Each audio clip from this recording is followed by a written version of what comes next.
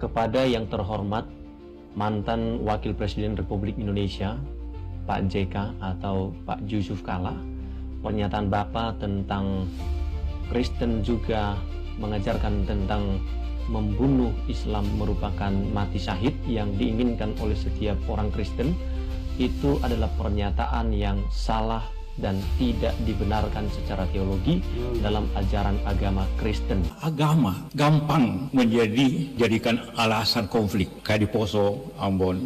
Karena kedua-duanya Islam dan Kristen berpendapat mati atau menewaskan orang, atau mati atau mematikan itu syahid. Semua pihak. Kristen juga berpikir begitu.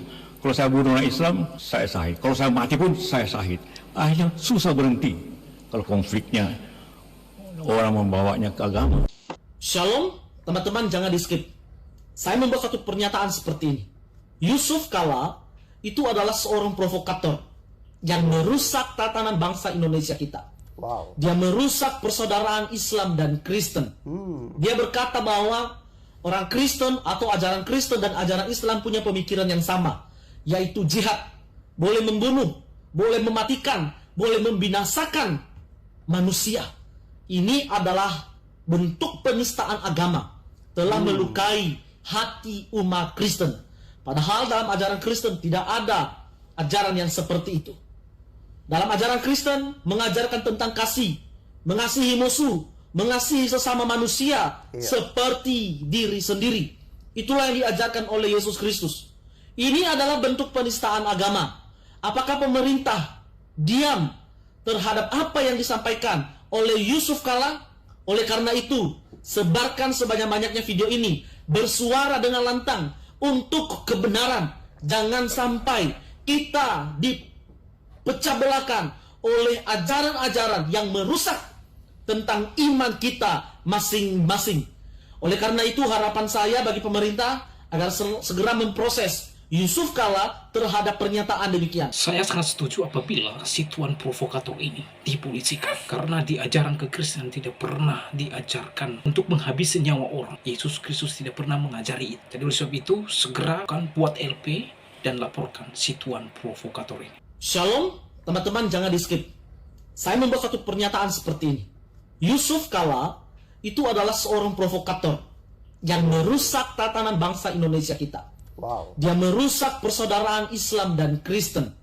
Dia berkata bahwa orang Kristen atau ajaran Kristen dan ajaran Islam punya pemikiran yang sama, yaitu jihad. Boleh membunuh, boleh mematikan, boleh membinasakan manusia. Ini adalah bentuk penistaan agama, telah melukai hati umat Kristen. Padahal dalam ajaran Kristen tidak ada ajaran yang seperti itu. Dalam ajaran Kristen mengajarkan tentang kasih, mengasihi musuh, mengasihi sesama manusia seperti diri sendiri. Itulah yang diajarkan oleh Yesus Kristus. Ini adalah bentuk penistaan agama. Apakah pemerintah diam terhadap apa yang disampaikan oleh Yusuf Kalla? Oleh karena itu, sebarkan sebanyak-banyaknya video ini, bersuara dengan lantang untuk kebenaran. Jangan sampai kita dipecah belahkan oleh ajaran-ajaran yang merusak tentang iman kita masing-masing. Oleh karena itu, harapan saya bagi pemerintah agar segera memproses Yusuf Kalla terhadap pernyataan demikian. Dalam cuplikan video ini, saya mencoba menjelaskan ajaran Kristen mengenai martir atau yang Anda sebutkan sebagai mati syahid. Tentu konsepnya dengan agama lain sangat berbeda. Yesus mengajarkan mengasihi semua manusia, bahkan musuh sekalipun. Pernyataan yang mengaitkan ajaran Kristen dengan tindakan membunuh orang lain untuk mencapai status mati syahid dalam tanda kutip adalah sebuah kekeliruan mendasar yang tidak memiliki dasar teologi dalam ajaran Alkitab dan tradisi gereja sepanjang sejarah kekristenan. Perlu membedakan yang pertama, konsep martir vs membunuh. Dalam iman Kristen, istilah yang sepadan dengan syahid adalah martir dari bahasa Yunani, yaitu martis yang berarti saksi. Definisinya sangat berbeda dengan narasi yang Anda sampaikan. Martir adalah korban, bukan pelaku. Seseorang yang disebut martir, ia dibunuh karena mempertahankan imannya kepada Yesus Kristus, bukan karena ia membunuh orang lain. Seorang martir lebih memilih mati daripada menyangkal keyakinannya. Tidak ada sejarah atau ajaran yang membenarkan atau memberikan gelar martir kepada seorang yang melakukan penyerangan atau pembunuhan demi mempertahankan agamanya. Tidak ada sama sekali. Kedua, perintah utama dalam Alkitab, kasih, bukan pedang. Inti dari seluruh ajaran Yesus Kristus adalah kasih. Yesus secara eksplisit melarang menggunakan kekerasan untuk membela diri, apalagi untuk menyebarkan agama. Mengasihi musuh itulah ajaran daripada Yesus. Yesus mengajarkan, kasihilah musuhmu dan berdoalah bagi mereka yang menganiaya kamu, dalam Matius 5 ayat 44. Ini adalah standar tertinggi yang menghapus ruang bagi kebencian berbasis agama. Jadi ketika muridnya Petrus mencoba membela Yesus dengan pedang, Yesus justru bilang begini, dia menegur dengan berkata, masukkan pedang itu kembali ke dalam sarungnya, sebab barang siapa menggunakan pedang akan binasa oleh pedang itu. Matius 26 ayat 52. Ketiga, kesucian hidup. Kekristenan memegang teguh 10 perintah Allah, di mana perintah ke-6 berbunyi sangat jelas, jangan membunuh, dalam Keluaran 20 ayat 13. Mencabut nyawa sesama manusia dengan dalil agama itu dianggap sebagai dosa berat dan pengingkaran terhadap cinta terhadap Allah yang ada pada setiap manusia. Allah mengasihi manusia karena manusia itu adalah ciptaan yang diciptakan serupa dan segambar dengan Dia, imago Dei. Keempat, teladan Yesus sebagai martir utama. Umat Kristen memandang Yesus Kristus sebagai teladan tertinggi. Ia tidak datang sebagai penakluk militer, melainkan sebagai pribadi yang mengorbankan dirinya sendiri demi keselamatan umat manusia. Ajaran Kristen menekankan pengorbanan diri, bukan mengorbankan nyawa orang lain. Seorang Kristen dipanggil untuk memikul salibnya sendiri, dan itu artinya siap menderita demi kebenaran, bukan membuat orang lain menderita demi kebenaran yang dipegangnya. Jadi, narasi yang membunuh penganut agama lain dapat menyebabkan seseorang mati syahid dalam ajaran Kristen adalah disinformasi. Jadi, itu adalah hoax. Kekristenan justru mengajarkan bahwa kemuliaan Tuhan dinyatakan melalui kedamaian, pengampunan, dan kasih tanpa syarat bahkan kepada mereka yang berbeda keyakinan daripada kita. Jadi, Pak Yusuf Kalla, dengarkan ini. Kekristenan tidak ada yang namanya mati syahid, Pak.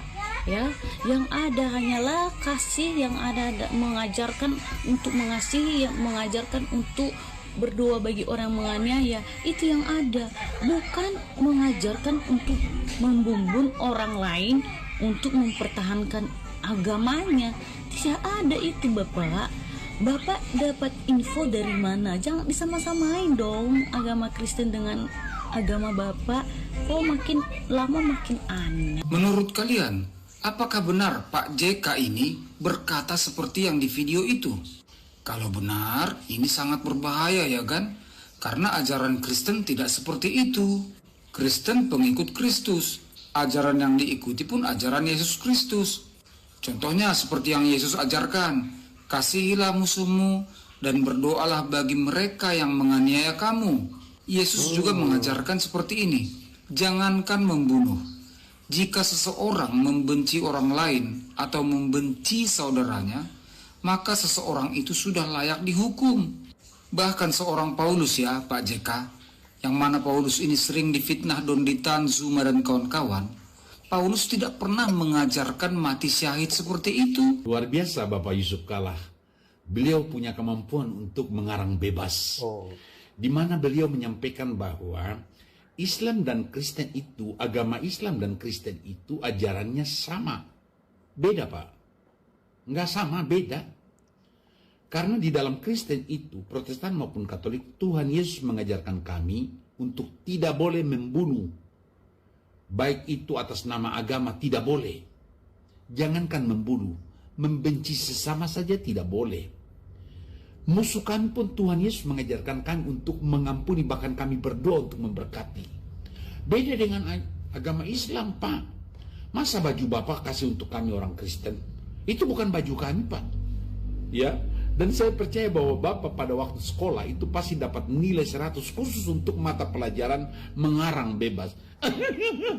Menurut pemirsa, bagaimana pendapatmu tentang karangan bebas? Ini makin tua makin ngaur, ya. Bukan agamanya diurusi. Mana ada istilah Kristen itu masih mati syahid. Asal ngomong aja Bapak ini. Di dalam Kristen itu ada tertulis saling mengasihi, ya.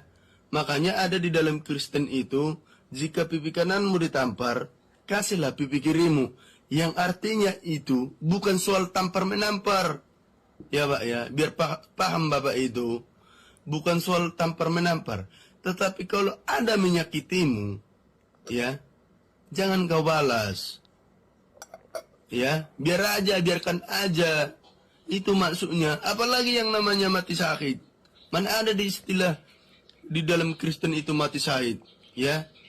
Yang ada di dalam Kristen itu tetap saling mengasihi, tidak boleh membenci. Itu ada di dalam agama Kristen. Kau bilang pula sama Kristen sama Muslim, mana ada sama itu Pak? Enggak pernah ada pertemuannya itu.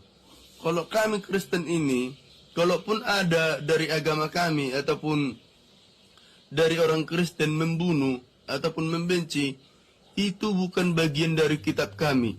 Itu bukan bagian dari ajaran Yesus kami, Tuhan kami. Tuhan kami mengajarkan saling mengasihi, tidak boleh membunuh, tidak boleh memikna, tidak boleh mencuri, tidak boleh membenci. Itu ajaran agama kami. Bukan seperti kalian, ya. Jadi jagalah omonganmu Pak JK. Ya, apalagi Bapak itu udah pernah mantan ya. Udah pernah mantan Wakil Presiden Republik Indonesia, ya. Seharusnya Bapak itu, ya, harus tiang di tengah untuk memperdamaikan masyarakat-masyarakat yang ada konflik-konflik yang ada di Indonesia ini. Yang pertama saya bilang sama Bapak ya, jangan pernah urusi orang lain, ya. Uruslah dulu punyamu, ya. Ini juga udah kau urusi agama orang lain. Agamamu aja belum kelar Bapak urusi. Udah kau urusi negara luar.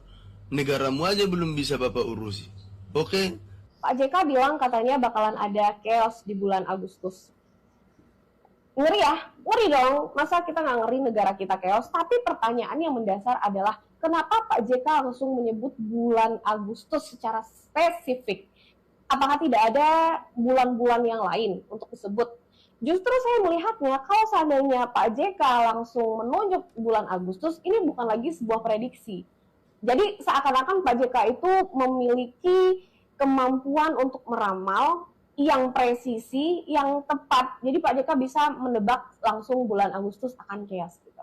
Nah, kendati pun Pak JK melakukan prediksi seperti ini, yang saya takutkan itu akan menjadi afirmasi bagi banyak orang sehingga memprovokasi agar chaos itu benar-benar terjadi. Karena kita harus fair juga kawan-kawan. Banyak sekali trauma politik di seluruh dunia yang terjadi di bulan Agustus.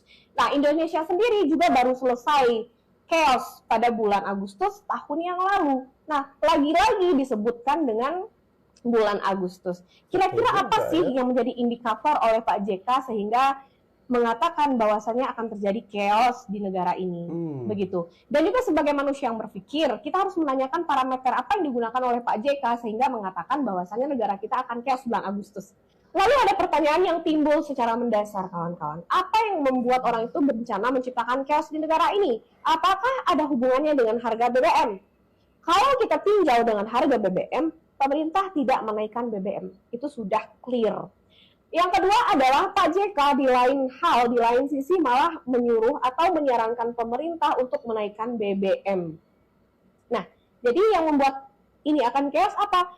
Mereka chaos apakah karena BBM tidak naik atau mereka chaos karena harga BBM naik yang jelas-jelas sudah tidak ada kenaikan. Bagaimana menurut?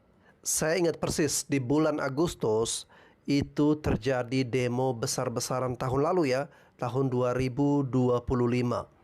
Gedung-gedung atau kantor-kantor DPR itu hampir serempak dibakar di seluruh Indonesia. Berbagai fasilitas umum terutama di daerah Jabodetabek itu juga dibakar oleh massa. Dan saya ingat persis karena waktu itu saya mereaksi suara-suara dari Mbak Salsa Erwina, salah satu aktivis yang mendukung kegiatan demo tersebut. Dan kini muncul Pak Yusuf Kalla, ia memprediksi di bulan Agustus. Nah, ini tentunya menimbulkan kekhawatiran karena negara Nepal itu kan chaos di bulan Agustus. Nah, ini kenapa nih? Kok disebutkan bulan Agustus? Apakah ada rencana terselubung atau gimana? Pak JK, harusnya Indonesia naikkan harga BBM.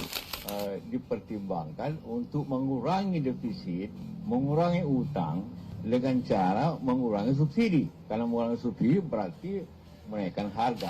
Belakangan ini muncul pandangan bahwa harga BBM sebaiknya dan harusnya mengikuti pasar dan nggak perlu ditahan oleh pemerintah Prabowo Gibran. Salah satunya datang dari Yusuf Kalla, mantan wapres kita. Sekilas terdengar logis, tapi apakah benar sesederhana itu? Mari kita bahas. Pertama, dampak ke masyarakat. Kalau BBM naik, efeknya langsung terasa. Harga transportasi naik, biaya distribusi naik, harga kebutuhan pokok juga ikut naik. Ini bukan teori, Pak. Ini efek berantai dan ujungnya daya beli masyarakat jadi turun. Kedua, dampak ke pemerintah. Kalau BBM ditahan, memang benar beban pindah ke negara. Subsidi naik, APBN tertekan, defisit harus dijaga. Tapi di sini negara hadir, bukan membiarkan rakyat menanggung sendiri gejolak global ini. Gitu, Pak. Ketiga, pemerintah nggak tinggal diam, Pak. Yang dilakukan adalah refocusing anggaran, efisiensi belanja, dan mengalihkan pengeluaran yang kurang prioritas dan kurang produktif untuk menjaga stabilitas harga energi. Artinya apa? Negara, pemerintah Prabowo Gibran memilih menanggung beban dulu agar masyarakat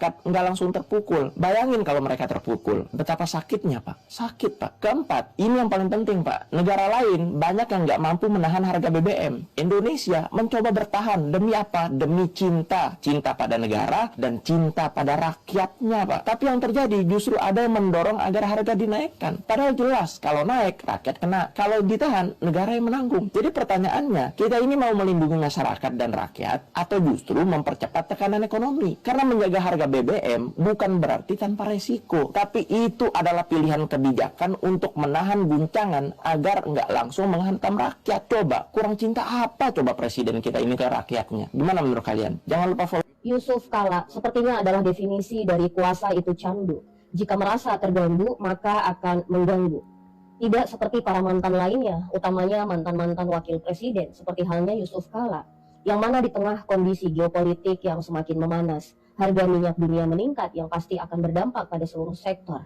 Dan publik resah, karena memang kita sedang dihadapkan dengan kondisi global yang tidak pasti. Kemunculan Yusuf Kalla justru menyebarkan keresahan dan ketakutan. Oleh karena itu, kemunculan Yusuf Kalla menimbulkan pertanyaan besar. Ada apa?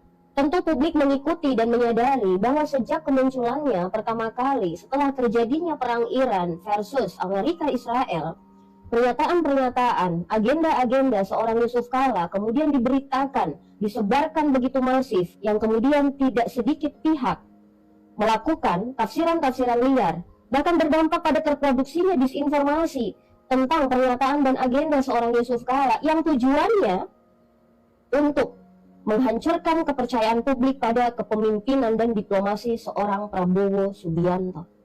Nah, apakah semua ini terjadi secara alami atau bahkan kebetulan? Menurut keyakinan saya, tentu tidak, teman-teman. Seorang Yusuf Kalla punya kemampuan dan kekuatan untuk membentuk opini publik, punya kemampuan dan kekuatan untuk mengerahkan jejaringnya untuk mengganggu karena dia terganggu. Dan keyakinan ini semakin menguat ketika dalam wawancaranya dengan Tempo, Yusuf Kalla secara terang-terangan menyampaikan bahwa Indonesia sudah dalam kondisi krisis. Dan keyakinan ini semakin menguat lagi ketika Yusuf Kalla melalui Said Didu memberikan peringatan atau bahasa lainnya memberikan prediksi bahwa pada Juli-Agustus 2026 Indonesia akan mengalami chaos. Ini adalah pernyataan yang sangat tidak berdasar dan provokatif dari seorang mantan presiden yang harusnya tampil sebagai negarawan sejati, malah justru tampil sebagai seseorang yang menakut-nakuti.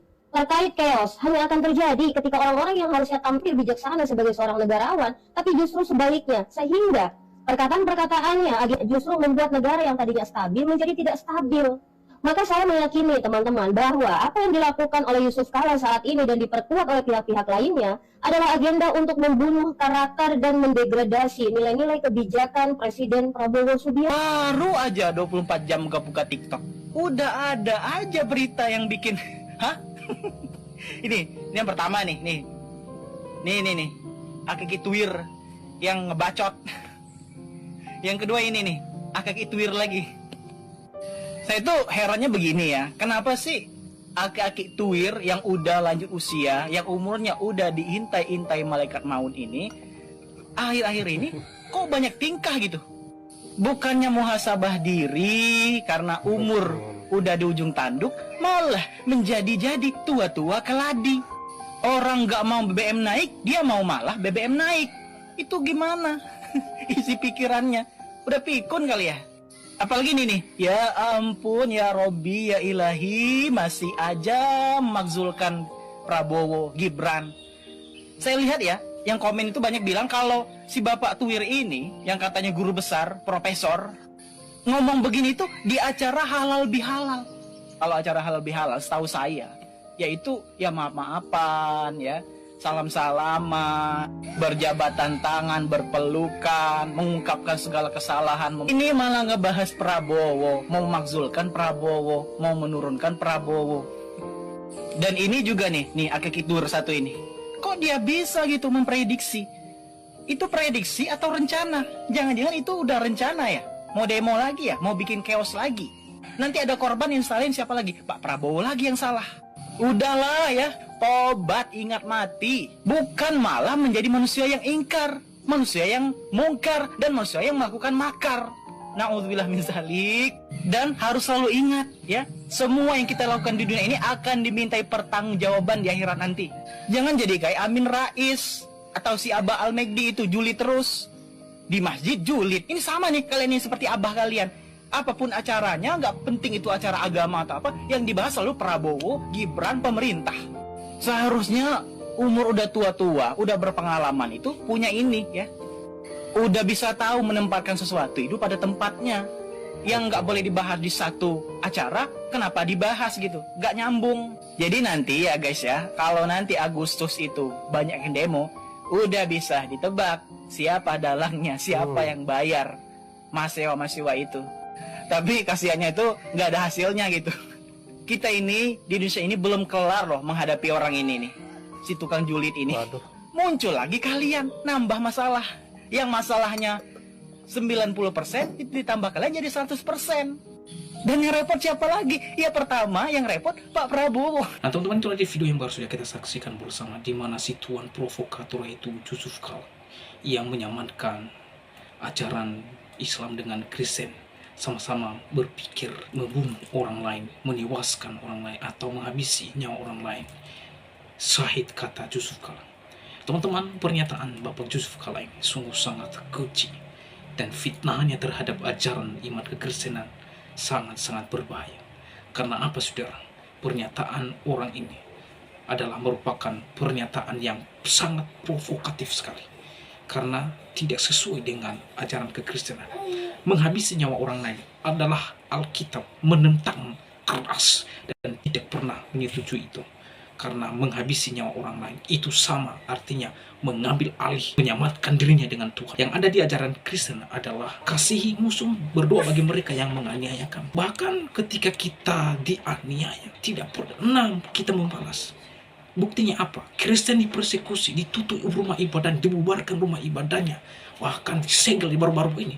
Kristen tidak pernah membalas itu, tidak pernah membalas. Itulah bukti bahwa ajaran Kristen itu tidak pernah mengajarkan untuk menghabisi nyawa orang. Ajaran Kristen menentang hal itu. Kristen itu sudah terbukti. Ribuan gereja ditutup, ribuan gereja dipersekusi, dan juga dipersulit izin pendirian rumah ibadah.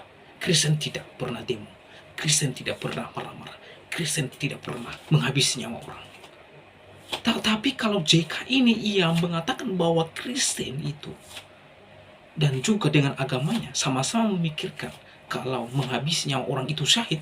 Tidak ada kata syahid kekristenan. Tidak ada kata syahid di dalam iman kekristenan. Menghabisi nyawa orang itu syahid, itu kurang ajar itu namanya. Saya tidak setuju dengan hal itu. Sekali lagi, usut tuntas laporkan buat LP. Kalau ada teman-teman yang membuat LP, saya akan dukung supaya segera diproses manusia ini. Ini pernyataannya membuat gaduh Bagaimana tanggapan saudara dan pendapat saudara setelah menyaksikan videonya? Berharap teman-teman berkomentar di kolom komentar, dan kiranya komentar saudara komentar yang membangun dan mengedukasi kita semua. Demikian video sekali ini, sampai bertemu di video saya selanjutnya. Tuhan Yesus memberkati kita semua. Shalom.